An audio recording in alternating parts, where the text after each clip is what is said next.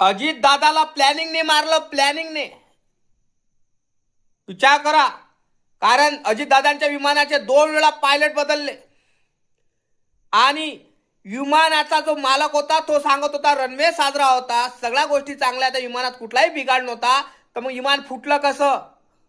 आणि विमानाच्या मालकाने 2 महिन्याच्या अगोदर त्या विमानाचं इन्शुरन्स काढलं होतं, म्हणजे त्याला माहित होतं की विमान फुटणार म्हणून. आणि विचार करा जोगती गोष्ट आहे. ह्या प्लॅनिंग किती दिवसापासून चालू असेल? अजितदादाला मारण्याचा डाव किती दिवसापासून चालू असेल? आणि ह्या अजितदादाच्या गेममध्ये अजितदादाला मारण्यासाठी डाव रचणारे मोठे मोठे संत्री मंत्री असेल, मोठे मोठे लोक असेल, उद्योगपती असेल, कारण त्यांनाच फायदा होत असेल ना. कारण अजितदादापाशी कुठली तरी फाईल होती, तर त्या फाईलसाठी लोक म्हणत असन कसं आलं हे फाईल लोकांपर्यंत पोहोचली नाही पाहिजे, त्या कारणामुळं अजितदादाचा गेम केला असेल. पण कोण केला, काय केला हे मला माहित नाही, तुम्हाला माहित नाही. तुम्हाला माहित असेल नक्की कमेंट करून सांगा. कारण अलता भलतानी मेला महाराष्ट्राचा उपमुख्यमंत्री मेला भाऊ.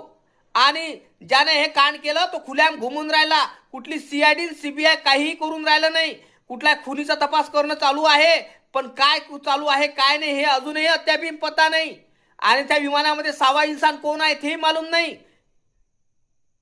समजलं काय? काहीतरी मोठा डाव रचलेला आहे. माझ्या महाराष्ट्रातल्या जनतेनं नक्की कमेंट करून सांगा अजितदादा मेले आहे की जिवंत आहे, आणि कोण डाव रचला होता हा.